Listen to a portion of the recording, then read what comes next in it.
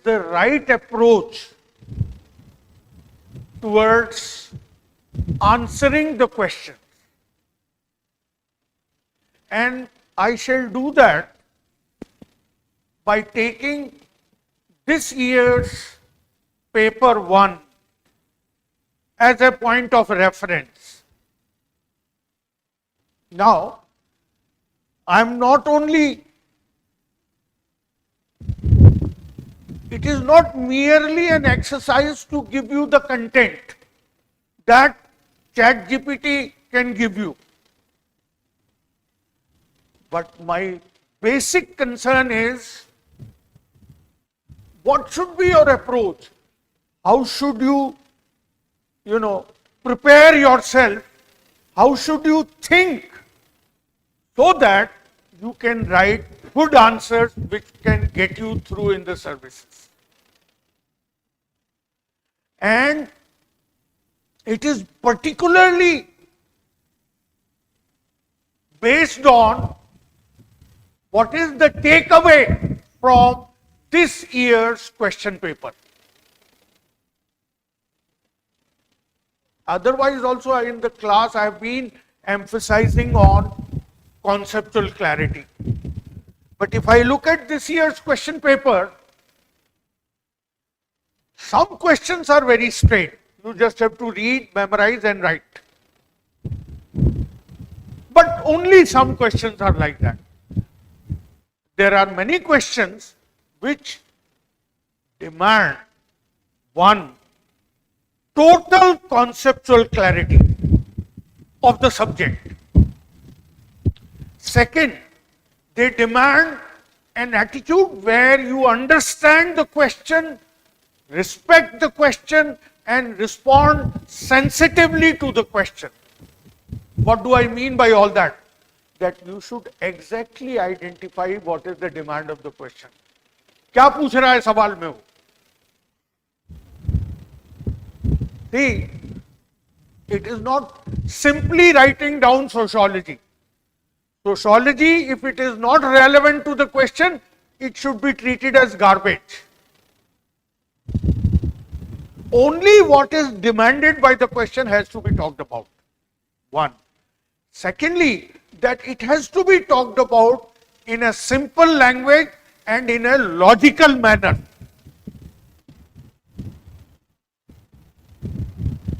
Now, based on my recent experience, one point comes to my mind, and I think it is, which I consider very important. In the last few months, I have been correcting the answers written by the students. Of course, I am not doing it only in the last few months. I have been doing it all along. But what I find, particularly the trend now, in the answers which people write, and some of the people who wrote the answers have been my students in the classes here. And many of them have also been not my students, but they came to me only for answer writing exercise.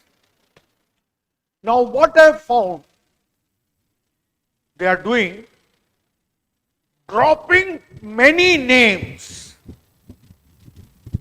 of the sociologists. In fact, there is one gentleman, a student of ours from Bangalore. He called me up. Sir, I have a book. There are 8 sociologists' names mentioned in the model answer. How many should I remember? I was shocked.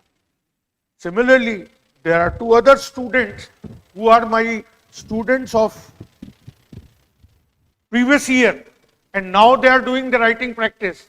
And they went for mentoring elsewhere also. And when they wrote the answer, I said, why are you writing so many names? He says, the gentleman who mentored me, who was mentoring me, he said, unless you mention names, your answer will not look good. And there are some books in the market which also do that. When they give you information on any topic, they'll pump in so many names. Now, what is the idea behind mentioning the names? As such, we make a reference to other scholars out of intellectual honesty. That what I am saying is not originally my contribution. I have adopted it or borrowed it from somebody else. So we are giving the person due credit. That is the only purpose of mentioning the names.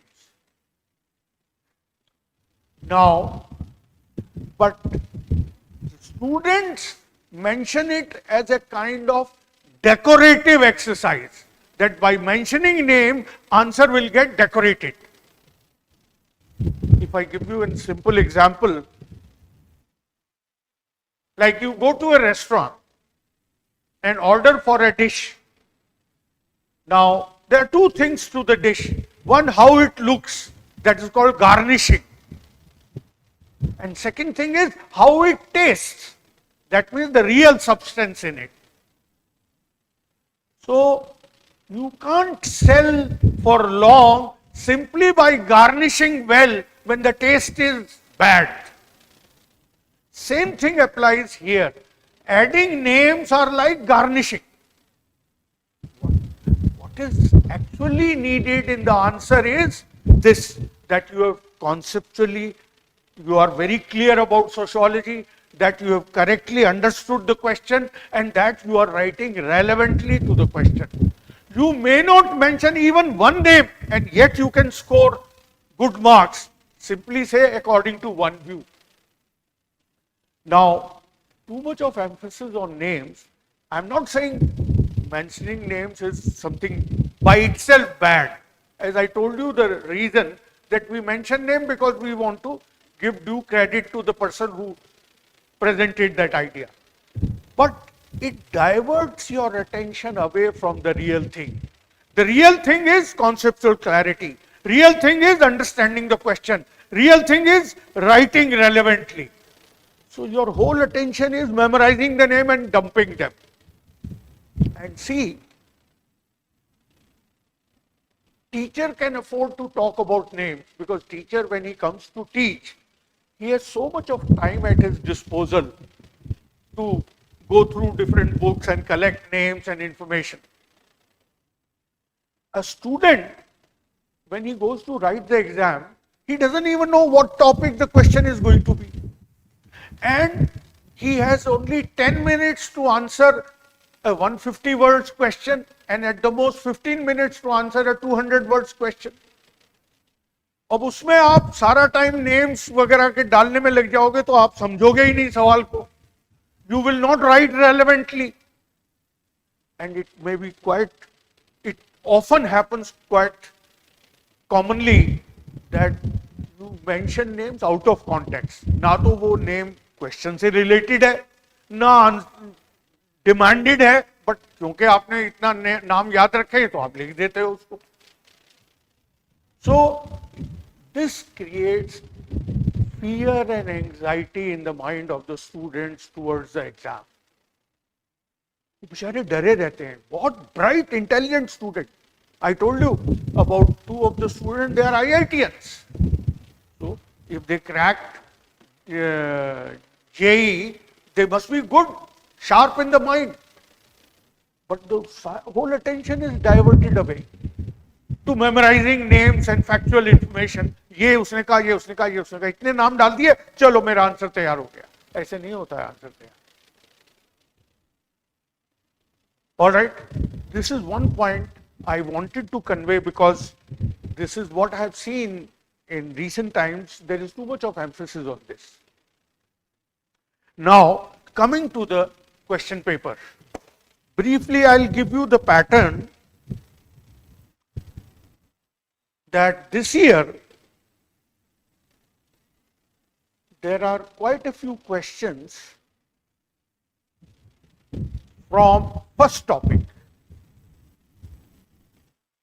The topic that is emergence of sociology, scope of sociology and its relationship with other disciplines, and sociology and common sense. So except this year they have not asked emergence of sociology, which is very commonly the case. But they have asked on sociology, the relation with history, sociology and common sense. One. Secondly, there are also questions from the second topic, sociology as a science, and the issue of objectivity.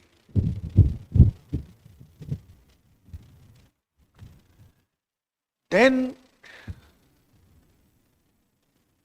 on research methodology, there are not many questions this year. They have asked a question on variables. तो इससे लगता है अगले साल when you are writing the exam, because I am actually addressing people who are writing exam in 26. इस बार का तो जिन्होंने जो कर दिया वो कर दिया, you can't help it. So from next year's point of view, I think emergence of sociology may be asked next year. And techniques of data collection, including digital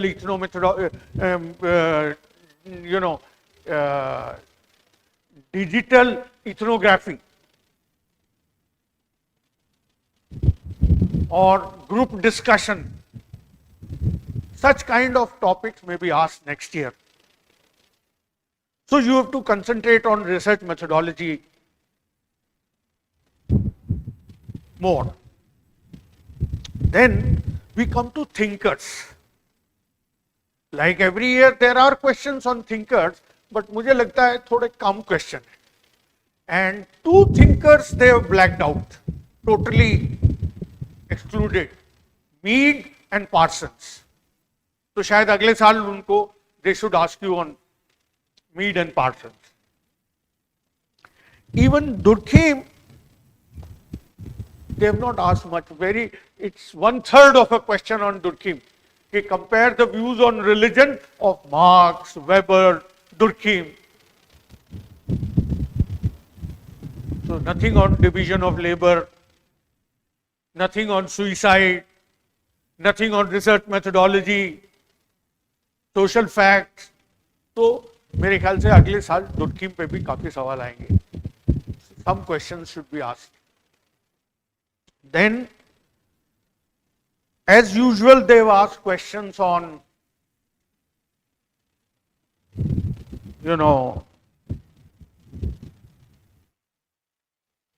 what should I say, positivism and antipositivist debate. That keeps coming almost every year, and you may not be surprised if it is repeated next year. Then they have thinly distributed it over all topics, remaining topics of the first paper.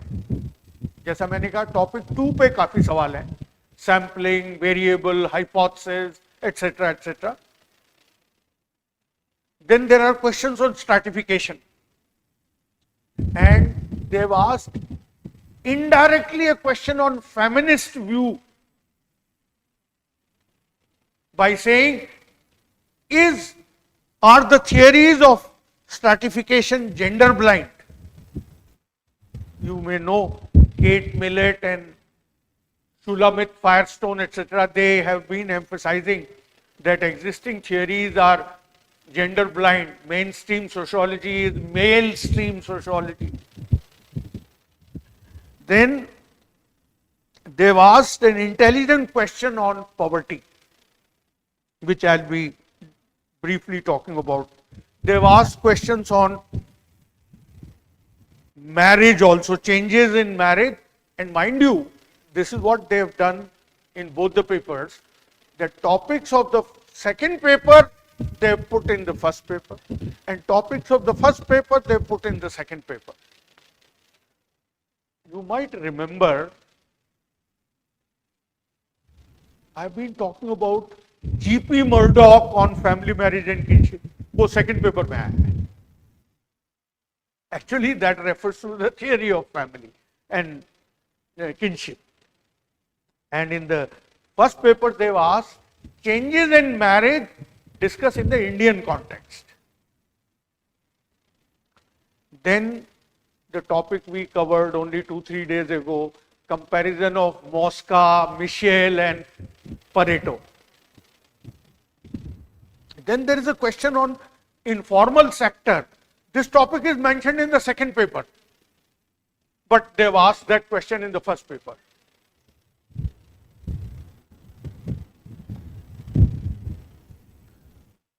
Then they've asked questions on very specific questions, 150-word type questions on scope of sociology, on gender bias. Then education and social change. Again, this year, they have not touched much on important topics from social change, like theories of social change. They have not asked. All right. Then they have not asked another very important topic which we are going to talk about shortly in the coming days, dependency theory. All right. Then they have asked questions which we recently discussed, relation between religion and science. That has been asked number of years. These kind of questions can be repeated. And then again they have asked question on a topic which is mentioned in the paper 2, that is sustainable development. This is not mentioned in the syllabus of paper 1 at all. Second paper mein, it is in the last topic which talks about problems of modernization or development. That is where there is a mention of the topic of sustainable development. That they've asked in the first paper. So even while preparing, you should try to keep relating the two and be ready to handle questions in one paper which actually, as per the syllabus, belong to the other paper. And then they've asked a very commonsensical question, that how does queer kinship affect traditional kinship? This is just commonsensical. All right. Now, let's start with each question and I'll briefly tell you how you go about answering it. And I would also tell you here how you should be thinking about the questions. देखो exam से पहले आपको you have 1 year to go. Exam से पहले spend lot of time, as I've been saying, read less but think more. So you should develop this habit of every day thinking about the questions. And how to think, I'll do that loud thinking before you. So the first question is, what is common sense? How are common sense, knowledge and sociology related to each other? Explain. So there are two parts of the question. Meaning of common sense and the relationship. Now we have understood the meaning of the question. Now the second step is ask logical questions about the question. Like one logical question is, see, let me mention one more point before I come to the questions, that your answer should be such that it is self-explanatory. If somebody else reads it, they should be able to understand it. All right. Now, so you have to write answers keeping the reader in mind, not yourself. कि मुझे ये आता है, मैं ये सब डाल देता हूं. To hell with the reader. मेरे को opportunity milli, I poured it out. ऐसा नहीं होना है. Keep the reader in mind कि रीडर के साथ क्या गुजरेगी, उस बेचारे का क्या हश्र होगा, that you should know. So one logical question is what is common sense, पहले उसको बताओ. दूसरा लॉजिकल क्वेश्चन है, भाई अब सोशियोलॉजी और कॉमन सेंस का अगर आप रिलेशन बता रहे हैं तो पहले ये बताओ what is sociology briefly.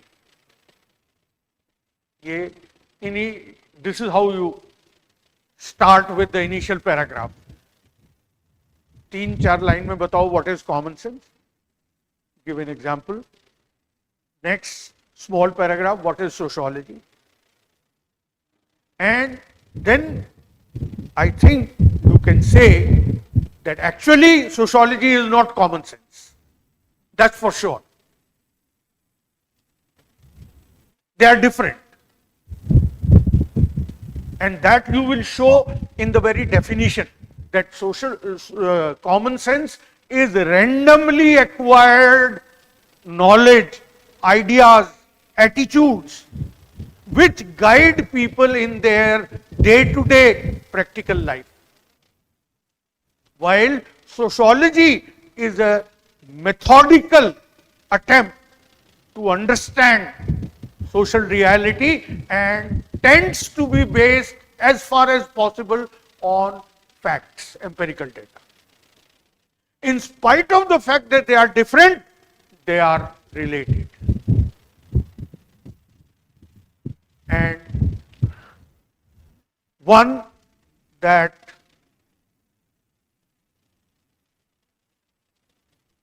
common sense helps in guiding social research. Social research begins with, generally, mostly, with formulation of hypothesis. Hypothesis is deduced from existing knowledge. आपको याद है वो flow chart diagram? So hypothesis is deduced from existing knowledge. Common sense constitutes one of the sources of existing knowledge. So common sense may become a source of deducing a hypothesis. One. That's how they are related. Secondly, for certain sociologists, common sense is even the subject matter of sociology. कैसे?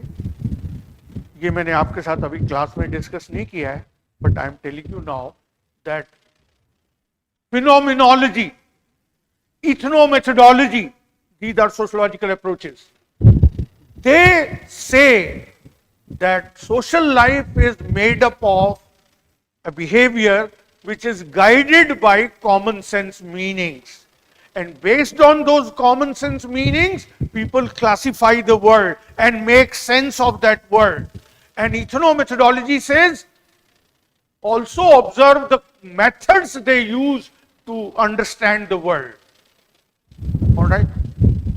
Now, if you may remember, I mentioned this in Durkheim's study of suicide, Atkinson's critique, where they say there are no objective facts about suicide. Suicide is created by common sense meaning of the coroner. That idea. It is that idea I am referring to.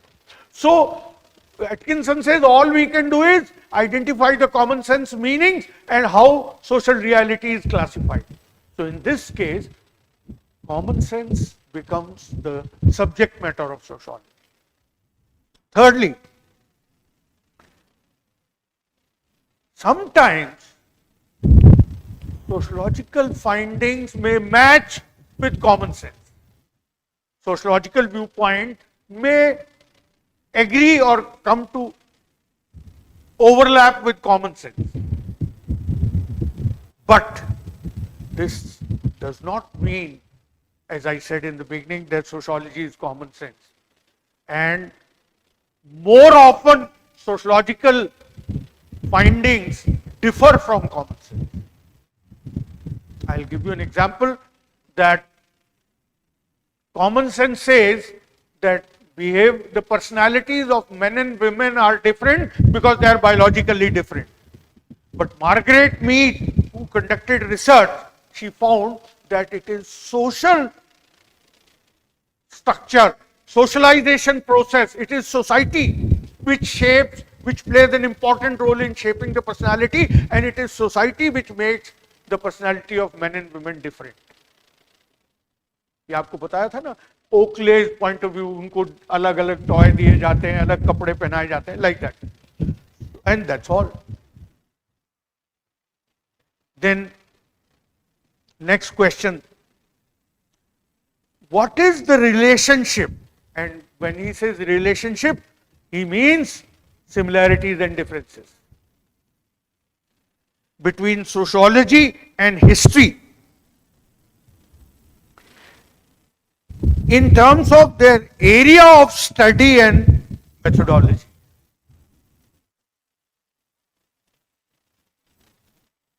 So, what is he asking us to do? I am not thinking of the content. I am just trying to understand the meaning of the question. वो कह रहा है history और sociology के area और method में क्या similarity है और क्या डिफरेंस है. दोनों चीजें हैं, कुछ तो डिफरेंस भी है और कुछ सिमिलैरिटी भी जरूर है. That is obvious by the question. All right. So,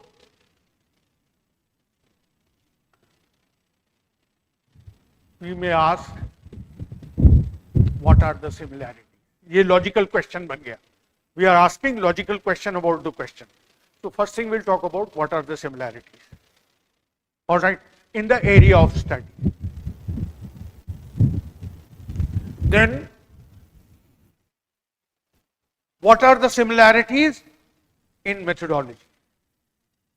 And then we'll talk about what are the differences. So we will say there is a great deal of similarity in the area of study, that means subject matter, of history and sociology. Both try to understand society in its entirety. All right. See, traditionally, history would be the history of kings and history of wars. But today the history has changed. History today studies every aspect of social life. There is history of economy, historical development of economy, economic history जिसको कहते हैं, history of religion, history of, say, political system, political development. So, history of family. So, all aspect of society and history of common people. इसको कहते हैं subaltern history, आपने सुना होगा subaltern. History of ordinary people. Not only important people, kings and courtiers. Then, so does sociology. So both have a comprehensive area of study. Sociology also studies all aspects. Now, if we look at how Comte defined the subject matter, he talked about social statics and social dynamics as the two areas of study. History emphasizes more on what Comte called social dynamics. That means how changes happen over time. While sociology equally emphasizes on social statics. That means what is the nature of social organization and how stability results. In social dynamics, we talk about how conflict and change results. Now, but don't you think history also is concerned with social statics? For example, a scholar in ancient history will talk about the nature of social structure in the Vedic age.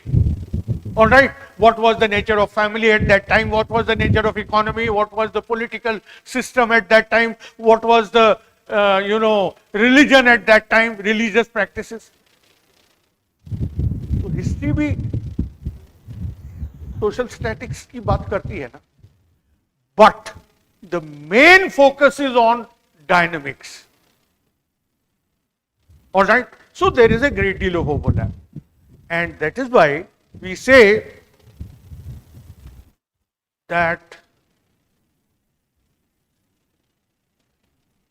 there is an overlap because social dynamics का दूसरा नाम हो सकता है historical sociology. Spencer talked about simple societies. आप कह सकते हैं sociology talks about present day society. But didn't Spencer talk about simple societies, evolutionary theory? And didn't Parsons talk about primitive society, intermediate society and modern society and the change over time? And didn't Marx talked about primitive communism, ancient society, feudal and capitalist society? Didn't Weber talk about how societies change because of religion, Protestant ethics? How did it contribute to rise of capitalism? So sociology also talks about change. And that is why we say there is social history and historical sociology, both overlap.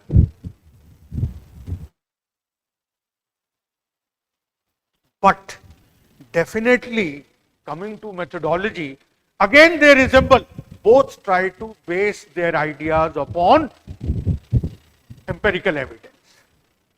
All right. But there is a difference here that history looks for empirical evidence from the past more often. Sociology emphasizes on empirical evidence from the present through participant observation, interview, research and survey methods and so on. So that is the difference. Then in terms of their perspective, history has a diachronic perspective. Sociology has more of synchronic perspective. So difference is only of degree. Sociology is also diachronic. Entire historical sociology is diachronic. Diachronic का मतलब पता है? Diachronic. Chronic means time. Along the time dimension. I'll give you a simple example for diachronic. आप कब पैदा हुए? कौन से स्कूल में गए? कौन से कॉलेज में पढ़े? फिर कहाँ सर्विस की? I am tracing your life over a period of time. इसको कहते हैं टाइम डायमेंशन. ऐसे ही सोशियोलॉजी हिस्ट्री कहती है शुरू में क्या था, एंशिएंट इंडिया में क्या था, मिडिवल में क्या था, मॉडर्न में क्या है. तो ये डायक्रॉनिक हो गया. बट हिस्टोरिकल सोशियोलॉजी भी तो यही करती है. तो सोशियोलॉजी में डायक्रॉनिक और synchronic. Synchronic means at the same time, at a particular time. उसमें दोनों है. So difference is only of degree. फिर एक बात मैंने आपको क्लास में भी बताई थी. Radcliffe Brown said, history is ideographic, sociology is nomothetic. आया याद अब? ये फर्क है. But even here, the difference is only of degree.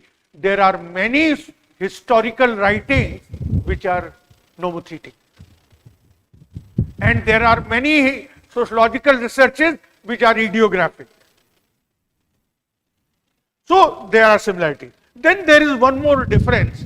There is micro-sociology where sociologists focus on day-to-day interaction between individual and groups and individual and society, like symbolic interactionism, phenomenology, etc. This dimension of sociology is different from that of history. So this is about similarities and differences. But they remain complementary. As there is a famous saying, sociology without history is rootless and history without sociology is fruitless. तो दोनों को एक दूसरे की जरूरत है. Clear? Then another question is extremely simple. What are variables? Variables are aspects of reality which we observe and try to measure, like age, wealth. It may be related to any aspect of reality which we want to study. These variables are described in terms of concepts, and it is the relationship between variables that we try to explore. Gender can be a variable. So we'll see the difference between men and women taking gender as a variable. इनको variable इसलिए कहते हैं, they can vary, they can change, they can acquire different values. All right. Age can be a variable.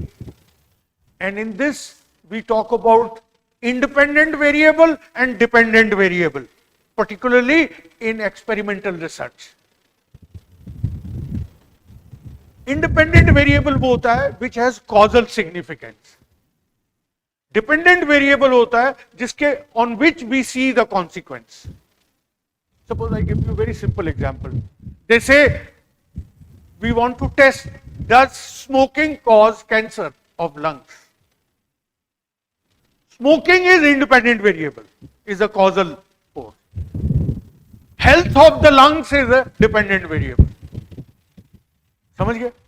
इस प्रकार से, जैसे taking an example from sociology, there was a study that does counseling reduce juvenile delinquency? Juvenile delinquency तो समझते हैं, criminal जो बच्चे जिनको हैबिचुअल क्रिमिनल बन जाते हैं.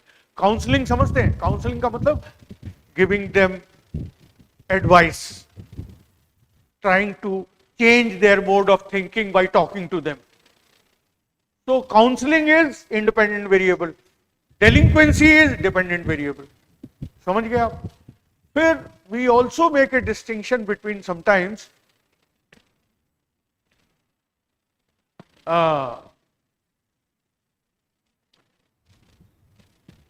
continuous variable and discrete variable. Continuous variables are those which can acquire any value.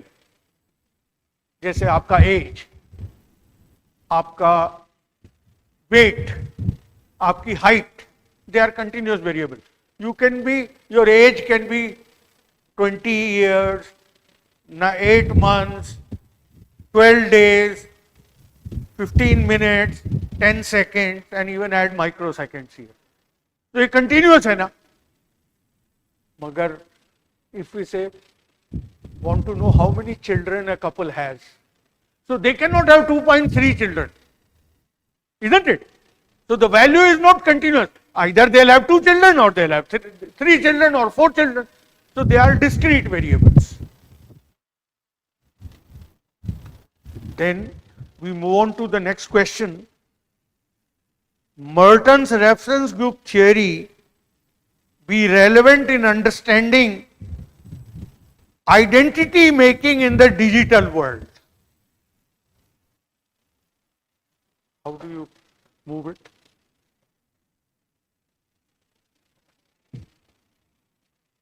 Here, tell me where to put the point. Head, finger. Yes, this is the question. Can Merton's reference group theory be relevant in understanding identity making?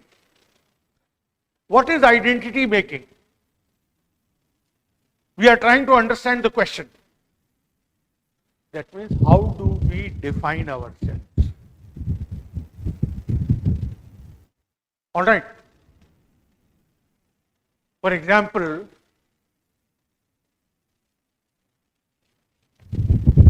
what is officially called scheduled caste, they have adopted the identity of Dalits. That we are the oppressed. That's the way they define themselves. All right. So this is an example of identity. Now, then we have reference group theory. You know reference group theory. What does it include? What is a reference group? Types of reference group, membership group, non-membership group. Then we talk about,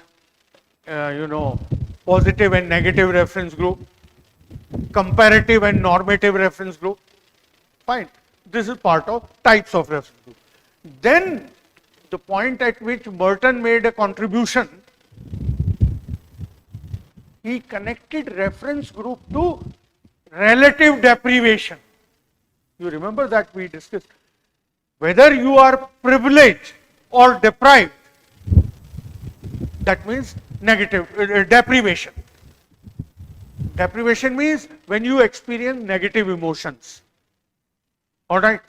So, it was said that deprivation is relative.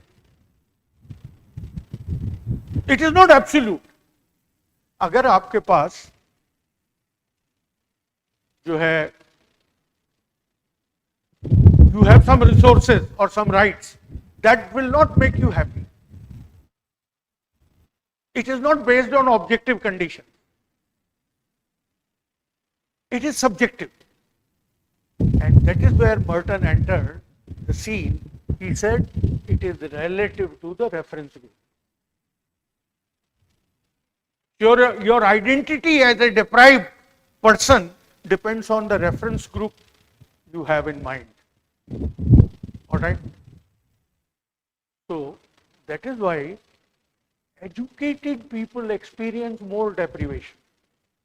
See, Ambedkar suffered from acute sense of deprivation. That's why he launched a movement. But ordinary Dalits living in the village, which are illiterate, poor, poorer than Ambedkar, they didn't protest in the beginning.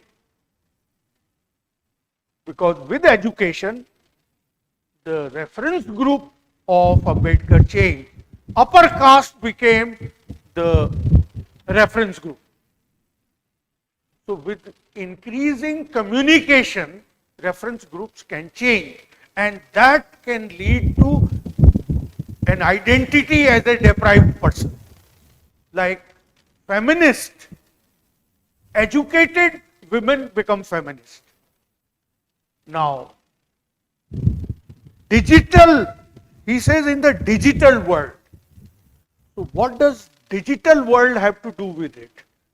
Digital का क्या फायदा है? Digital means greater communication. भाई आपको you have access to YouTube, Facebook, Instagram, or what was earlier called Twitter, अब पता नहीं क्या कहते हैं उसको, X. So you have access to information about the whole world.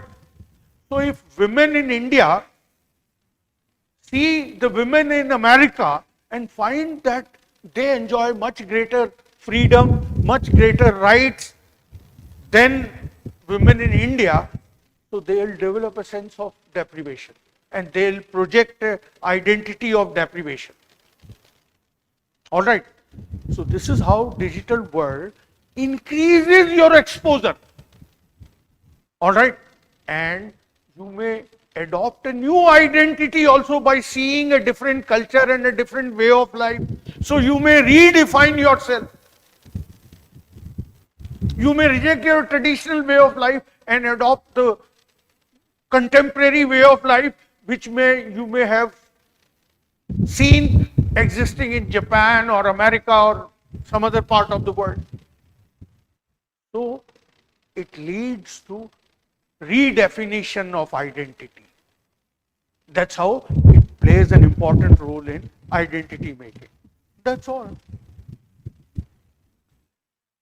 Then next question is social stratification gender blind? So what is social stratification? All right. First, quickly talk about what is social stratification. And if we look at various theories of stratification, say Marx, Weber, Parsons, and Davison Mood, none of them talk about the problem of discrimination, oppression, and exploitation of women. They talk about rich and poor. That is why Shulamit Firestone, she said Marx talked about,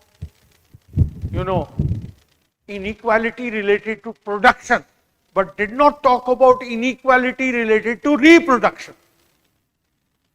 All right. And none of the theories talk about that inequality. So it is gender blind. Bas. Then, next question. What is positivism? and critically analyze various arguments against it.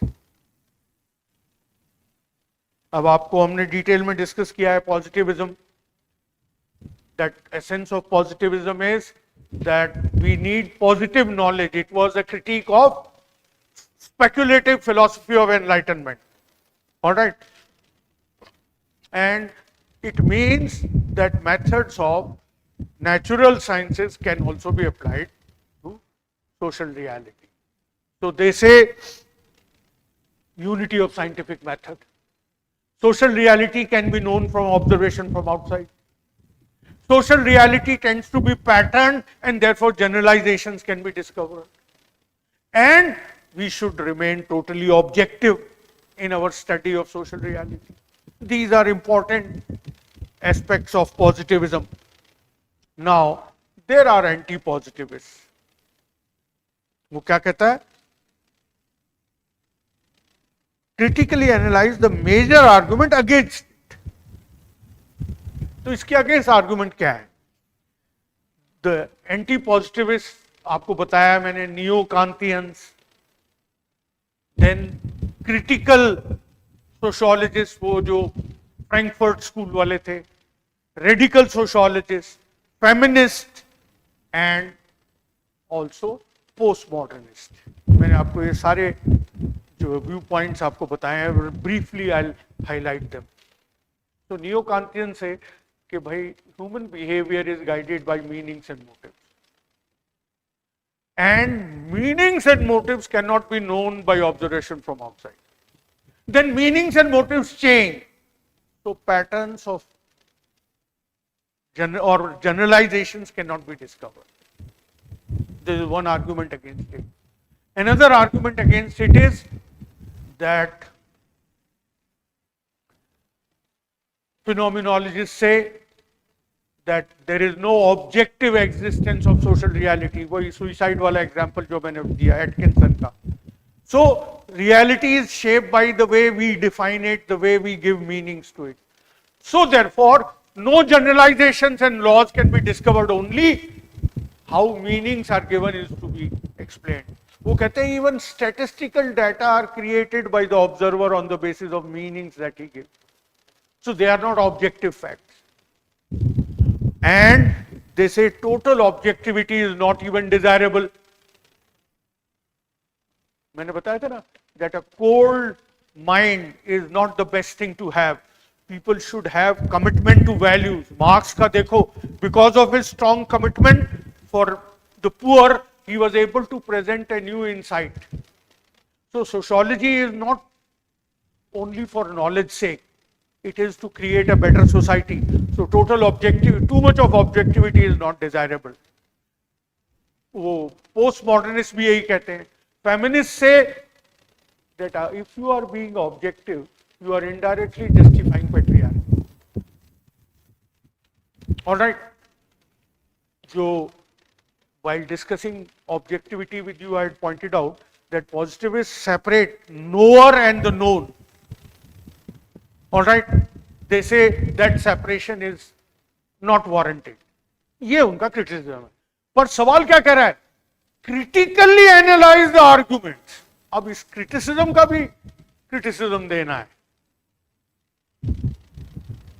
All right.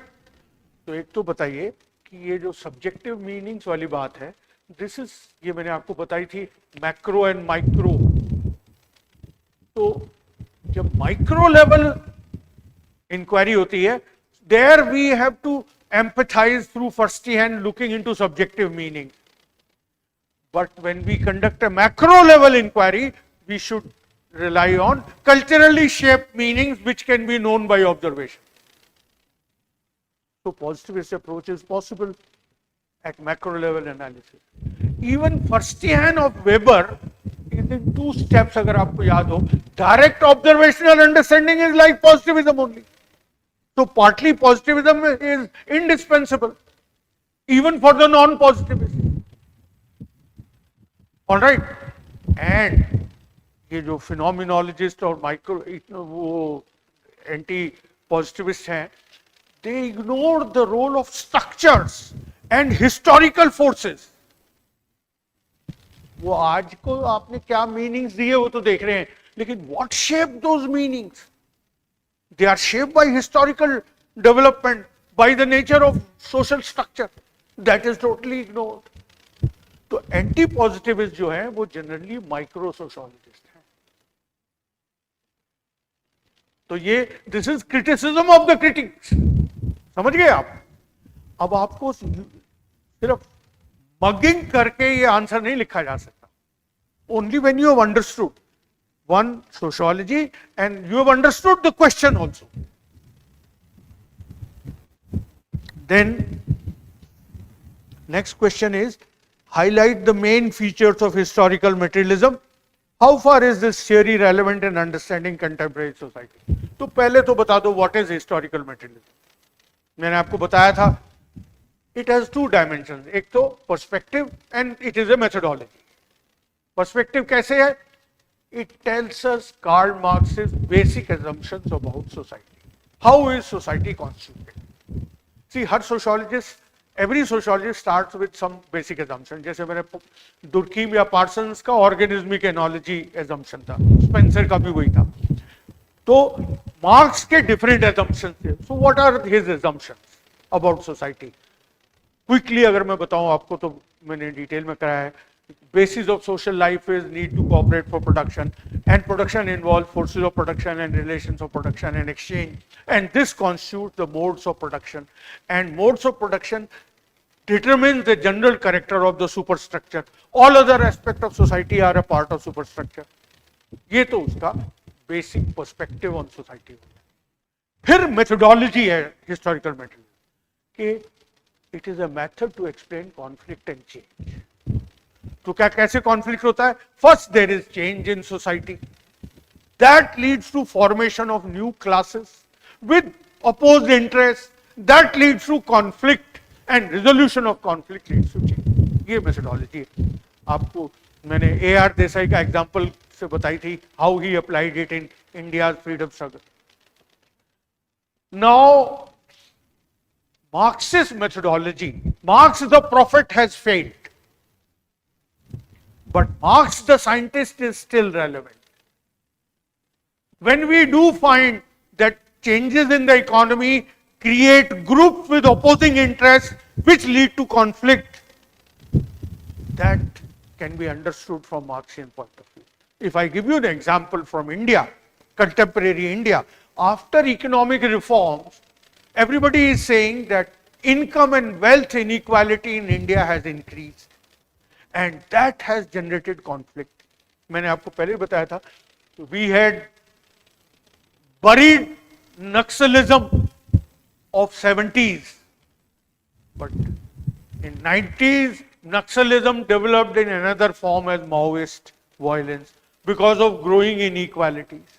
Even in other parts of the world, social conflict is growing between the rich and the poor because economic liberalization is accentuating inequalities everywhere. So Marxist methodology can help us to understand this conflict. Clear? Next question. What do you mean by reliability? Discuss the importance. ये तो बहुत simple question है. What is we are going to talk about reliability का मतलब क्या होता है? See, when do you call any data reliable?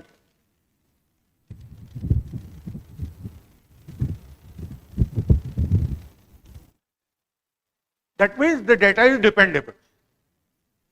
इसका मतलब है if different sociologists using the same method on the same group of people produce similar results, then that data is considered reliable.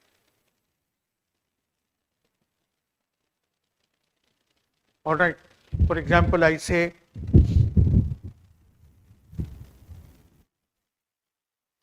urbanization leads to increase in divorce. I conducted research in a city.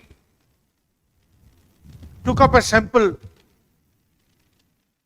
Then based on that observation, I found that divorce rate was higher as compared to the average divorce rate in villages. अब दूसरा sociologist भी आए, वो भी उसी group को study करे. So number of sociologists, when they study the same group using the same method and find similar result, तो इसका मतलब reliable data है. Then we can arrive at a generalization. Only if data is reliable, that there is a recurrent pattern, that generalizations are possible. So this is the importance of reliability in research. But then next question, compare capability deprivation approach with that of social capital deprivation approach. अब ये थोड़े high sounding word हैं, basic meaning बड़ा simple है. Capability deprivation क्या होता है? Handicap, मेरी एक टांग नहीं है ना, या मेरी हेल्थ पुअर है, I suffer from asthma, so I cannot run, I cannot go to school, I cannot do things, or I am uneducated, I don't have any skills. तो ये तो क्या हो गया? Capability deprivation. Social capital deprivation क्या होता है? What is social capital? So one question is, what is meant by capability deprivation?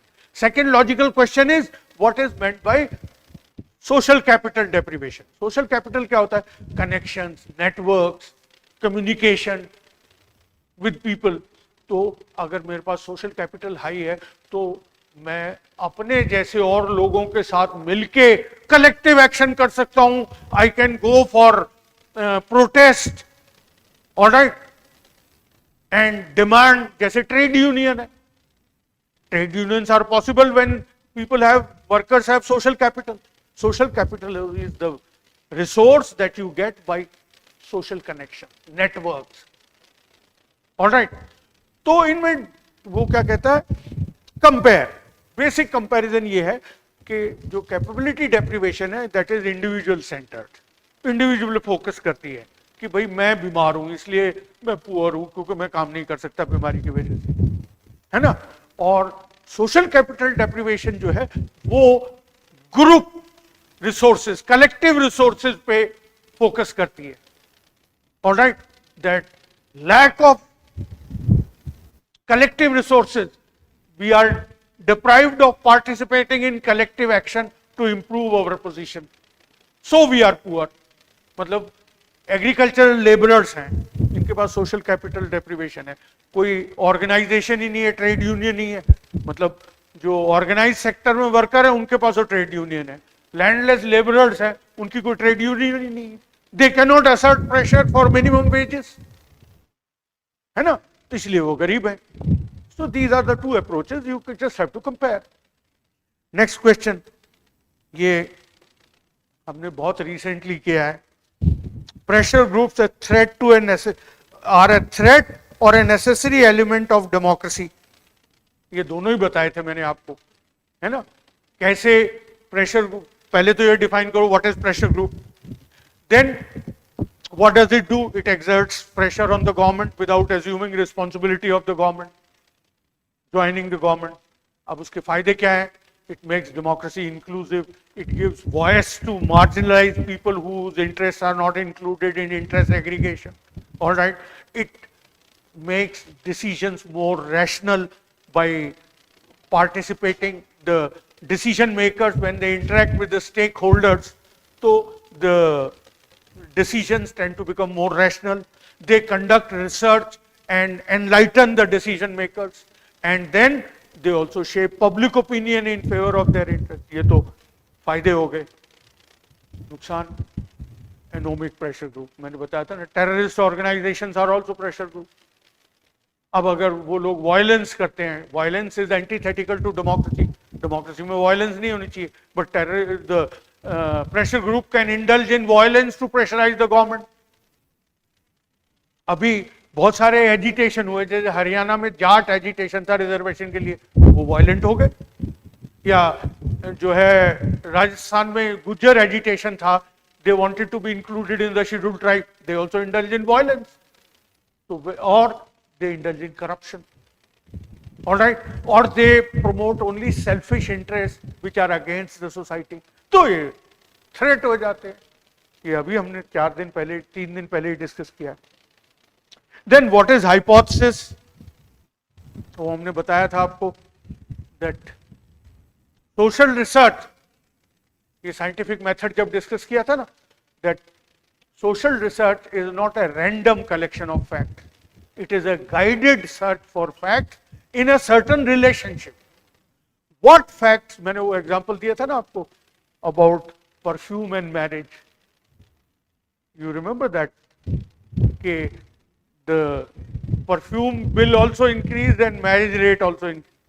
So not just any fact can be connected with any other fact. So what can be legitimately connected with which other fact has to be decided. This is done by formulating a hypothesis, which means a tentative proposition which postulates a determinate relationship between two or more variables. All right, इसकी important significance क्या है कि it tells us what facts to look for in what relationship, so it makes research focused and meaningful. But इसकी limitation भी है. मैंने आपको example दिया था टपोस्लान विलेज का मैक्सिको में कि Robert Redfield and Oscar Lewis, because their hypotheses were different, though they studied the same village, they came out with different findings. So it injects a bias. जब objectivity discuss कर रहे थे ना, the very formulation of hypothesis. Then another limitation or problem is critically, I am being critical, क्योंकि वो question में कह रहा है critically analyze कि how can you formulate a hypothesis when you have adequate familiarity with the universe of study. जहां आप study करने जा रहे हैं उसके बारे में आप वाकिफ हैं, तो आपको पता है कौन सी चीज किससे कनेक्ट की जा सकती है. अब जैसे मेलिनोस्की ने ट्रोबियन आइलैंड में स्टडी की, he had no clue about Trobriand society. What hypothesis can he formulate? So in such cases we start with exploratory research. कि घुस जाते हैं यूनिवर्स ऑफ स्टडी में, जो भी सामने आता है उसको ऑब्जर्व करते हैं. Then talk to people if they have some previous knowledge about this. By gathering this then we arrive at a hypothesis. So hypothesis is formulated in the middle of research. It is not always possible to have a hypothesis in the beginning. Then next question. Give an account of recent trend of marriage in Indian context. How are these different from traditional practices? ये तो बहुत simple सवाल है. Identify, वो he is asking you to show the difference between traditional and present, है ना. तो identify parameters of comparison. जब भी comparison होता है, first thing you do is to identify parameters of comparison. एक parameter है nature of bond. Traditionally, marriage was seen as a religious bond, sacrament. All right. And when there is a sacrament, it cannot be dissolved. So divorce was not permissible. Remarriages did not exist. अभी क्या हुआ? Hindu Marriage Act 1955. Marriage is a contract. It can be dissolved. Secondary marriages are possible. Divorce rates are rising. All right, ये एक comparison हो गया. दूसरा, rules of mate selection. Earlier, there was strict emphasis on selecting a mate from the same caste and even the same subcaste. Now in urban areas, people are selecting mates from different castes. Class and occupational compatibility is more important than caste. So intercaste marriages हो रही हैं. But we must concede this is still a minority affair. Villages में even now more of marriages are within the caste. But even in villages, subcaste differences are being ignored. From the same subcaste, From the same caste, if there are two subcastes, they think they are of the same caste, ignore the subcaste difference. Then, nature of conjugal bond.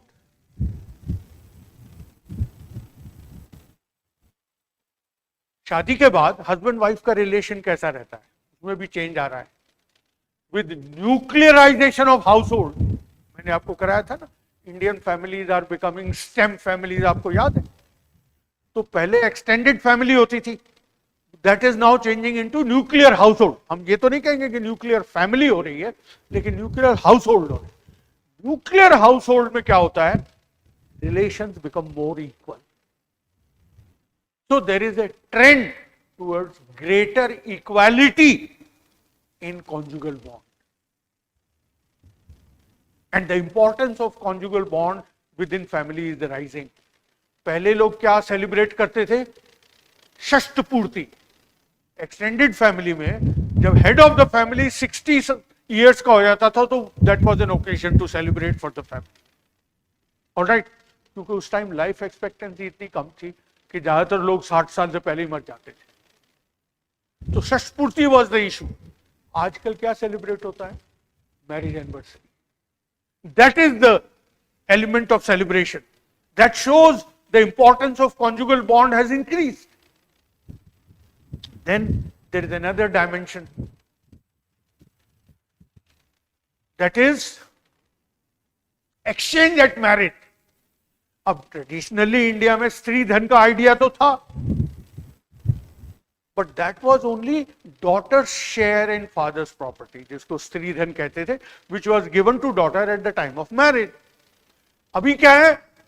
Groom price, dowry, क्योंकि that is calculated based on the status of the groom. मैंने आपको बताया ना, आंध्र प्रदेश में अगर IAS officer with home carder है, he may get 40 crore rupees और 50 crore rupees as dowry.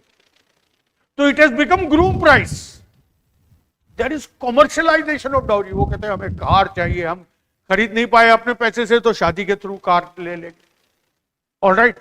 So they look for various consumer durables. All right. So this is commercialization. और उसकी वैल्यू जैसे डियरनेस अलाउंस महंगाई के साथ बढ़ता है ना, वैसे डॉवरी भी महंगाई के साथ बढ़ती जाती है. How much dowry has to be paid? Then marriage has become a means of conspicuous consumption. Conspicuous consumption मैंने आपको बताया था ना, to indulge in consumption to gain higher social status. अब वो destination marriage होती है और various types of so much of elaborate arrangement. Now वो special वो क्या कहते हैं, event managers are hired and the whole thing is used as an opportunity to display your wealth, जिससे social status आता है. So it has become a means of conspicuous consumption. Then next question, what would you identify as similarities and differences in the elite theories, Mosca, Michel and Pareto? देखो, Michel is one extreme who heavily emphasizes on the organizational aspect. वो कहता है modern organization by nature tends to be hierarchical and those at the top of the hierarchy use their power to perpetuate themselves. So power lies in the hand of small group of people, which is called oligarchy, and this he says is inevitable because of what he calls iron law of oligarchy. And there is another factor responsible for it, that is technology. Technology has become so specialized that average person cannot take a decision. So even if they want to participate, they can't. So power always resides in modern society in a small group. This is inevitable. So iron law. Mosca organization plus qualities दोनों की बात करता है कि there is a ruling class, it consists of people who are superior, है ना. उसके साथ साथ वो organization की भी बात करता है कि they are a minority, minority is better organized, and so organized minority rules the unorganized majority. This is inevitable. Pareto mostly emphasizes on individual qualities. he talks of different residues for logical, non-logical action, and most action is non-logical, and then there are different types of residues. Residue of persistence of aggregates and residue of combinations are the two qualities which are relevant for politics. Or those who excel with respect to these qualities are elite, and they only rule. All revolutions are nothing but circulation of elite.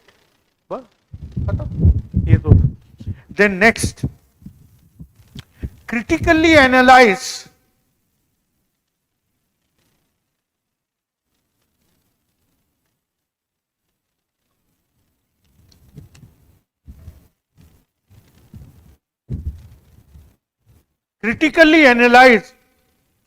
the sociological significance of informal sector. अब ये मैंने आपको कराया नहीं है informal sector पर, मैंने आपको बताया था ना कि ये टॉपिक एक्चुअली सेकंड पेपर में है, but there was a question in the first paper. So I will tell you first thing what are the logical, he says critically analyse the sociological significance of informal sector in the economy of developing society. So take India as an example of economy of developing society. अच्छा, अब पहला सवाल तो है define what is informal sector. All right, critically analyze इसके क्या नुकसान है और क्या फायदे हैं. All right, now so first thing, the meaning of informal sector is that a sector or part of the economy which is unregistered, unregulated by government laws, and which is also uncontrolled, untaxed. At the same time, it is also unorganized. Unorganized. उनकी कोई trade union नहीं होती. They cannot indulge in collective action to achieve their goals. Now, in developing societies like India, overwhelming part of the labor force is in the informal sector. Informal sector tends to be characterized by people who are poorly paid. They don't have permanent stable employment. Then quality of manpower is poor.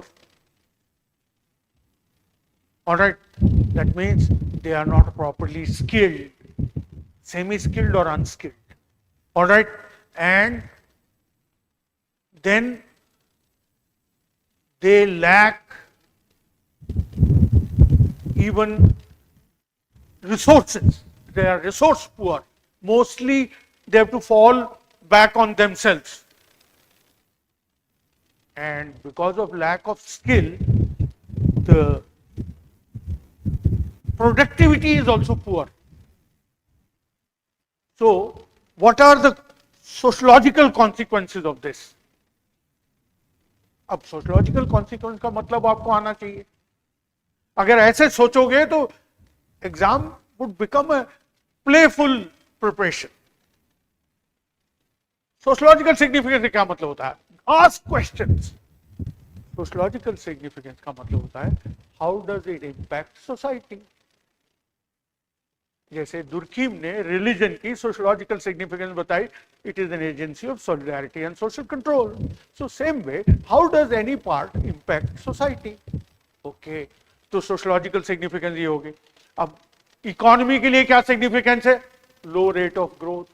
Growth tends to be lopsided. जैसे India में ज्यादातर growth पता है कहां से आ रही है? Service sector से, which consist of people who are high skilled, mostly urban and middle class. उन्हीं को, उनके लिए तो हनीमून टाइम है, बाकी को कुछ ग्रोथ नहीं हो रही. Alright, so it creates lopsided growth. Then slow growth, क्योंकि प्रोडक्टिविटी जब कम है ह्यूमन रिसोर्सेज की, workers are not, workers should be seen as human capital और ह्यूमन रिसोर्सेज. अब ह्यूमन रिसोर्स की प्रोडक्टिविटी पुअर है तो ग्रोथ पे उसका डैम्पनिंग इफेक्ट आता है. growth slows down. Then, because people are poorly paid, they tend to be poor. So it increases poverty in the society. It has an effect on health. Poverty is the mother of all problems. So they are poor, their health status is poor. All right. And it becomes self-perpetuating कि अगर माँ बाप poor हैं तो बच्चे भी poor होंगे, वो भी एजुकेशन नहीं ले सकते. So even in over period of time, the quality of manpower and the social structure gets reproduced. All right. And this creates gross inequality in the society. It has an impact on state also. It makes new demands on state. ज़्यादातर लोग गरीब हैं तो क्या होगा, वो demand करेंगे कुछ दो हमें. जैसे इंडिया में 80 करोड़ लोगों को फ्री राशन दिया जाता है. So much of money is spent on MNREGA scheme because people are poor. They are in informal sector. Informal sector में continuous regular employment नहीं होती है. Informal sector unorganized भी है तो अपने राइट्स के लिए वो फाइट भी नहीं कर सकते. Even minimum wages can not be ensured. Then women are overwhelmingly in the informal sector. That makes women vulnerable also, including open to sexual harassment. All right. And when there is a society which is very poor, where large sections are poor, uneducated, unorganized, that threatens democracy also. That prepares the ground for authoritarian rule. So it can impact even the political system and make it more authoritarian. What? All right. Then next. In what way is the scope of sociology unique? Sociology has a unique scope. Scope means domain, area of operation. So how is sociology has a unique scope? Because sociology is an all-encompassing discipline. It covers social life in its entirety. And it also focuses on individual and collectivity relationship. Unlike other disciplines, which tends to have a specialized narrow scope, like economics, political science, psychology, they have a narrow focus. Sociology is all encompassing. All right, it covers all these aspects and studies them from a particular perspective, which is the sociological perspective. That means how do parts impact society and how does society impact the parts. All right, no other social science has such a comprehensive scope. So that is what makes sociology unique. It includes micro sociological behavior as well as macro sociological perspective as well as historical perspective. Micro to समझ गए, individual and group relation interaction, and macro structures as well as historical factors, Marx, Weber, historical forces. So that's what makes it unique. Then, does structural functional perspective on stratification promote a status quo? Status quo का मतलब तो आप समझते हैं, that justify the present order. तो structural functionist क्या कहते हैं? सब कुछ चंगा सी, सारी inequality is good for society. कैसे? They talk about universal need, they say stratification satisfies that need and therefore it is desirable and it is healthy for society. Parsons और Davison move here. Then next question. Do you think formal workplace are free of gender bias? What is formal workplace? So first question is define it. So define formal workplace. That formal, अभी हमने informal बताया था, which is unregistered, unregulated, untaxed. Formal is governed by the law of the land and the Constitution. So they are based on principle of gender equality. All right, they should have equal treatment of people irrespective of their sex. They should get equal wages or salaries or rewards. All right, equal right to promotion. Now, so if that happens, then we would say there is no gender bias. But in reality, we find that formally there is no gender bias, but in practice, gender bias exists. All right. For example, male workers are preferred in certain areas, particularly which involve a lot of traveling, long hours of work, than female workers. Secondly, females are not given various facilities which they can, by which they can fulfill their mothering role.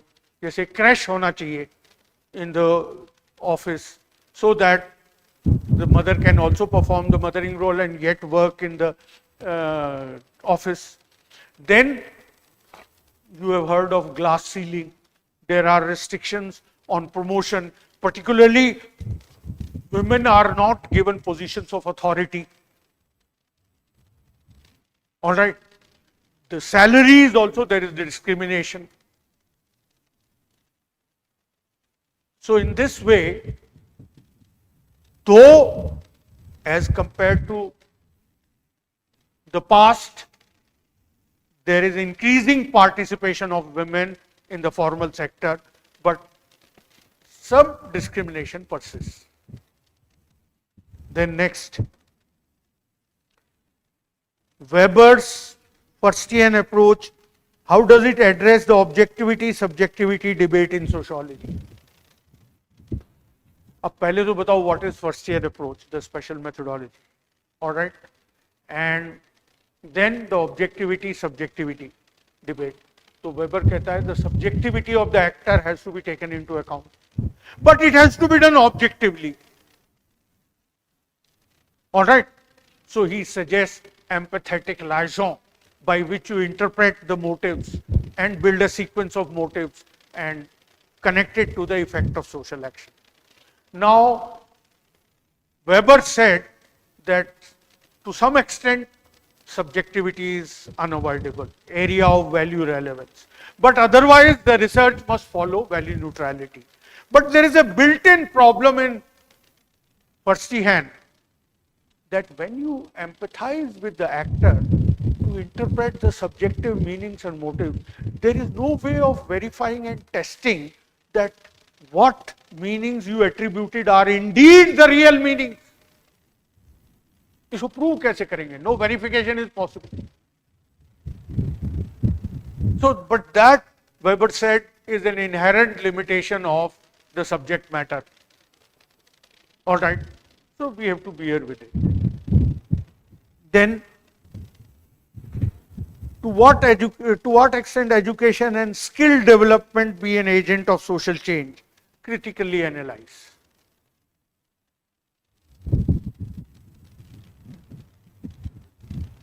Now,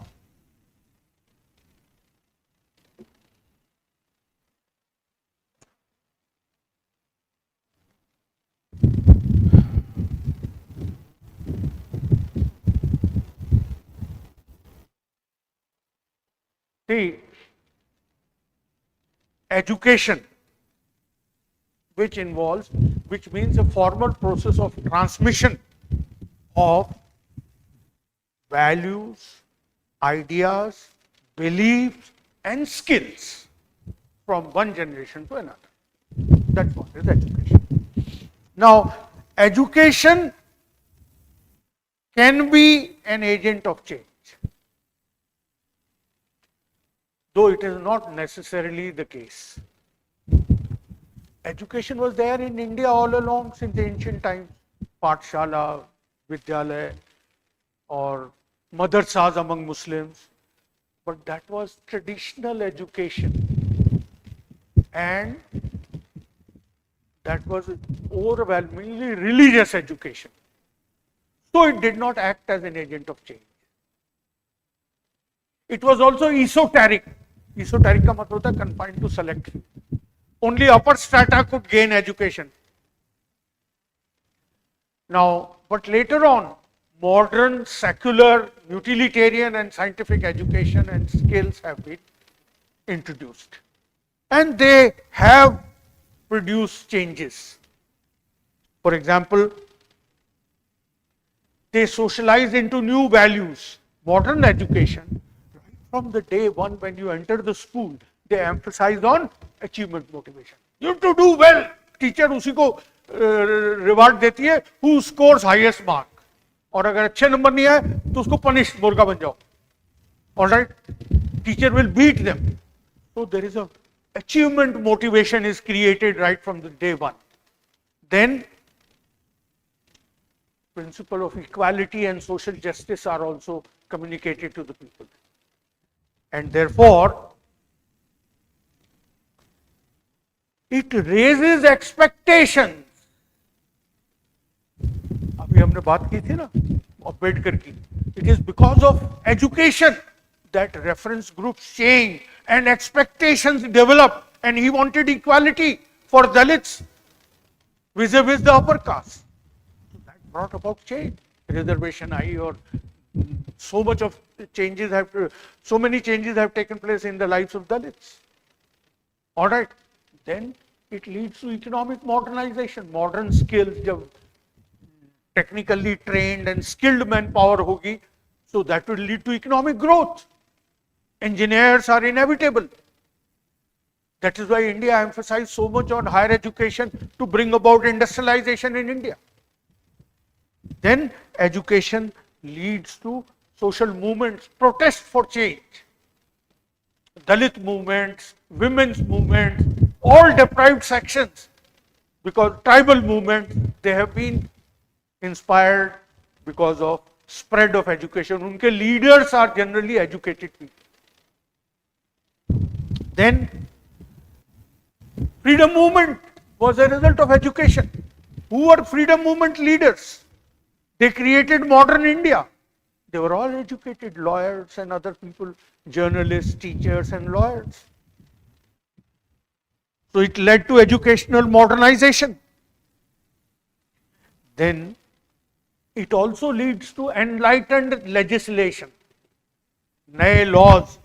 Educated people accept the new laws. Uneducated people to tradition bound hote hain. So in this way, they bring about change. But there is the other side of it also. Okay.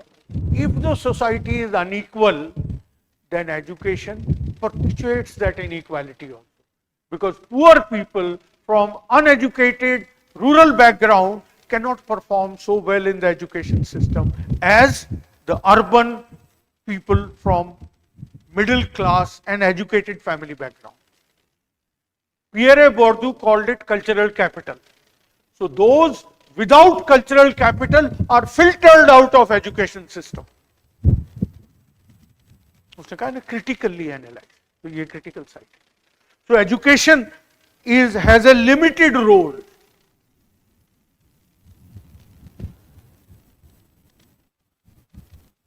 आपको मैं बताऊं,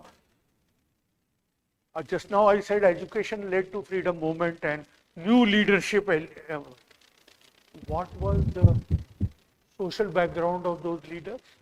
Upper caste, urban, middle class. उन्हीं को फायदा हुआ. Education has not helped Dalits in the mass of Dalits. Some Dalits have emerged. A Dalit elite has come into existence. That is the achievement. But majority of Dalits remain poor even today. So education has a role, but limited. ऐसा बोलते खत्म कर दो. Next. What is science and do you think methods of natural sciences? ये तो बहुत direct answer है. हमने आपको साइंस कितनी बार बताया है. All right, and scientific method भी आपको बताया है. And then what are the limitations of scientific method?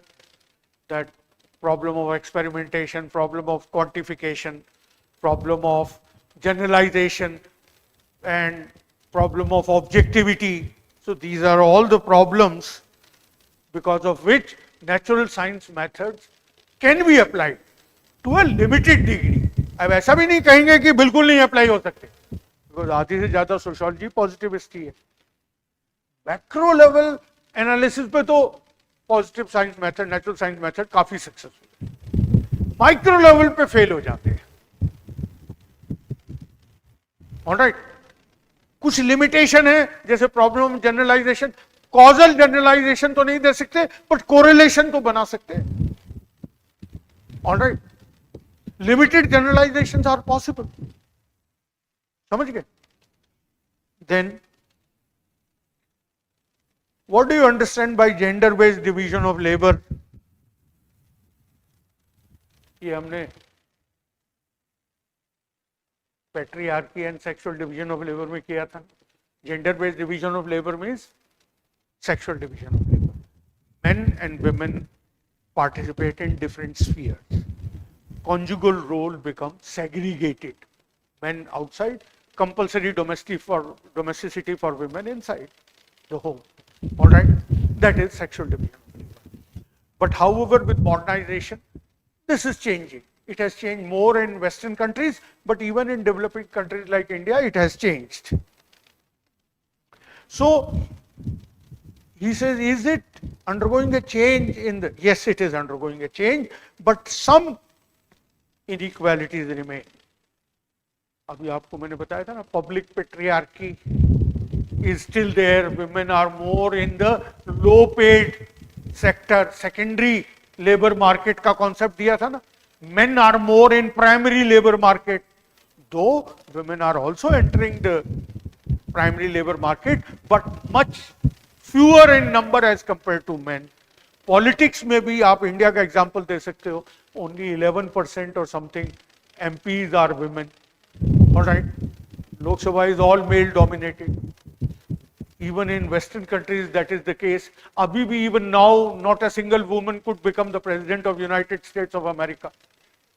वो हिलरी क्लिंटन को भी हरा दिया और अब वो क्या कहते हैं, कमला हैरिस को भी हरा दिया. So the patriarchal bias remains. Even in civil services in India, women's representation is very poor. Women का कहाँ मिलती है?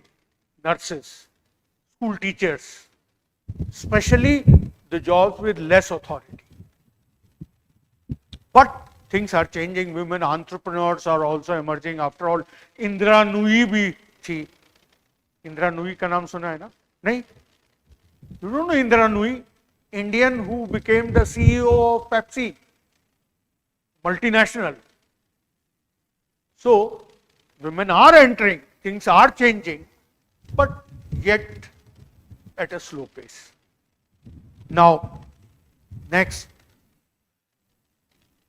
how can you assess the significance of social movement in digital era? अभी मैंने आपको social movement कराई नहीं है. Social movement is collective action for change. When group of people join hands to bring about change using innovative methods, not the routine methods. Emergent action बोलते हैं. So, social movement to succeed call for mobilization. Digital era में, with the spread in communication, ability for mobilization has drastically increased. You can use smartphones to spread messages to millions of people at a time. जो पहले आपको speech देनी पड़ती है तो you can address only a lakh of people or 2 lakhs at a time.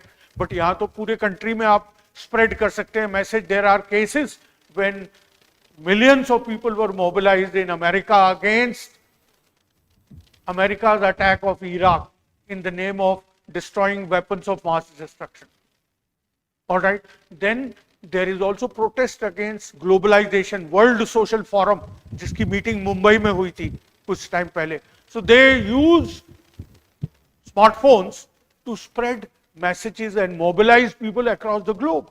Even in India's farmers movement, आपने देखा होगा, an American celebrity and a Swedish girl, they also spread message across the world.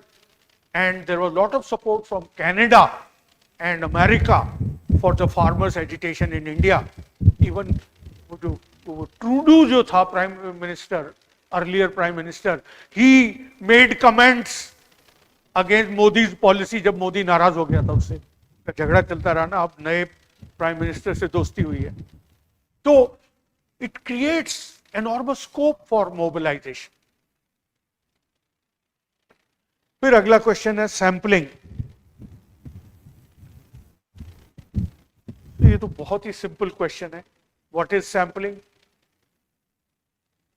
Sample is a microcosm which represent the मैक्रोकॉस्म.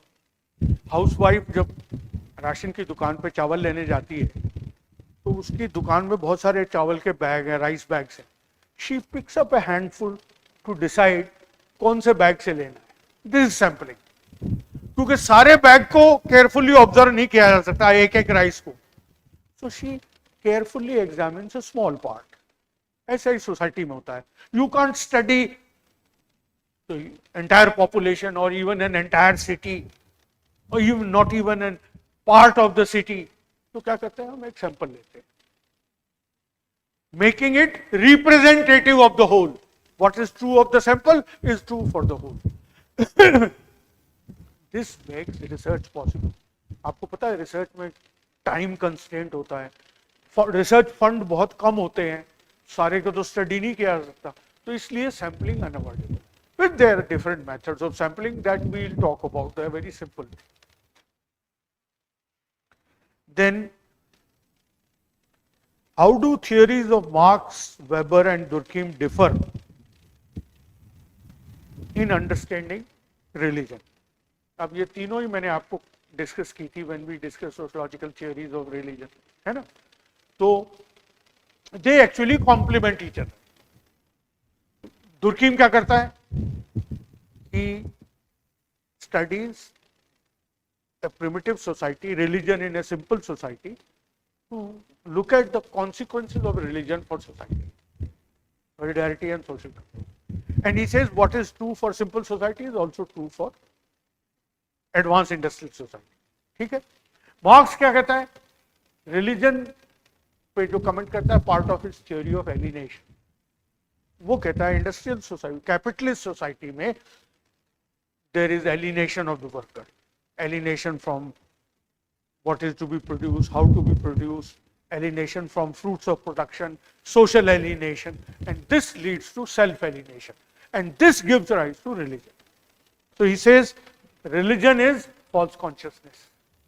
It justifies inequality and injustice.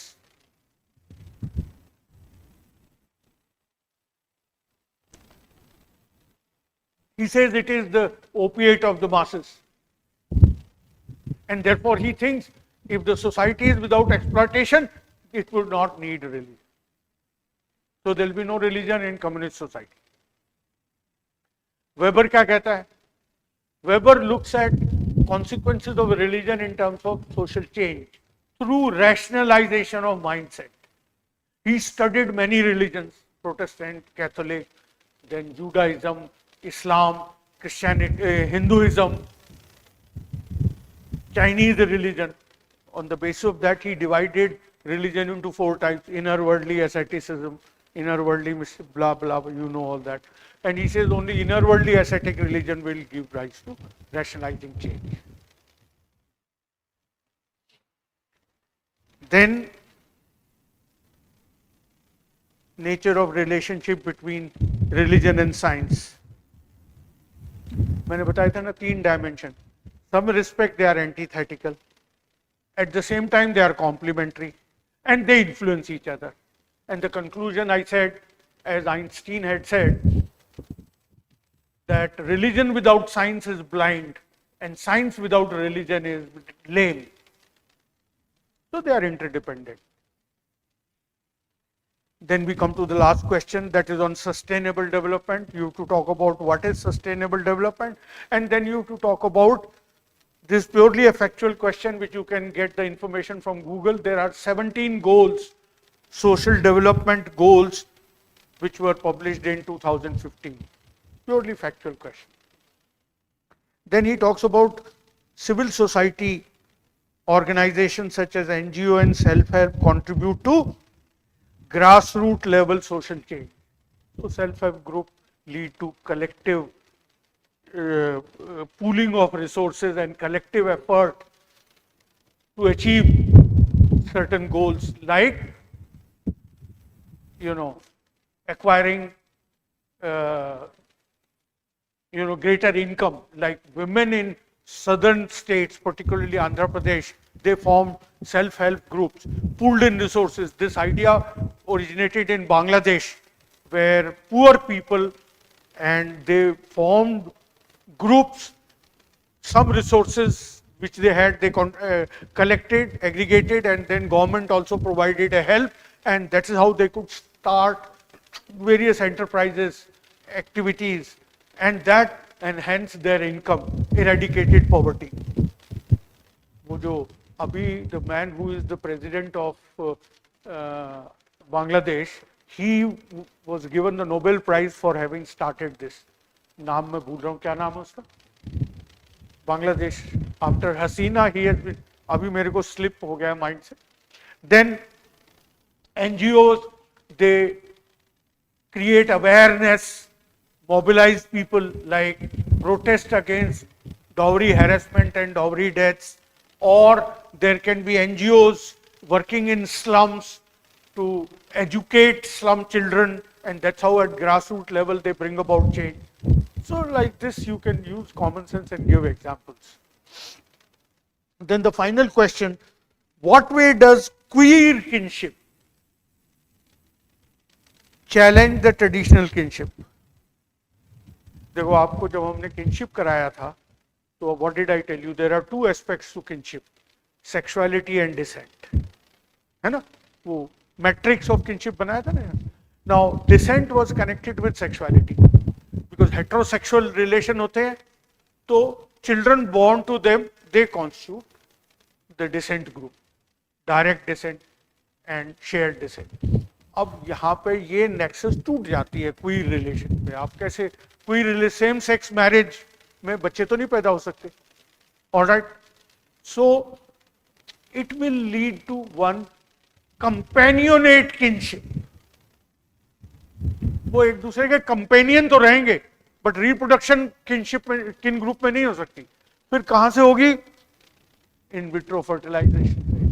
Putative kinship होगी, आप adopt कर लोगे किसी और का बच्चा, या you may go for in vitro fertilisation, कहीं से स्पर्म बैंक से स्पर्म लिया और ओवम लिया, या you contributed one part of the thing. If it is queer marriage of women, lesbians, then they will borrow the sperm from the sperm bank. If it is a queer relationship of men, they will borrow the ovum. तो बच्चा का तो आधा ही होगा. It will not be there fully their child. All right, and then it will have an impact on patriarchy also. It challenge patriarchy, because heterosexual relation में patriarchy आ जाती है, but queer relationship में patriarchy नहीं होगी. Then it will impact the mothering role, separate mothering role. So like this, it will have an impact on traditional kinship. ये 150 word का 10 number का सवाल है. So with that we wind up. I hope it has helped you to understand. I'll see the result in the test that you write, but that is what was my intention. क्योंकि सिर्फ lecture देते रहने से अगर आपको लिखना नहीं आया तो कोई फायदा नहीं. All right, thank you.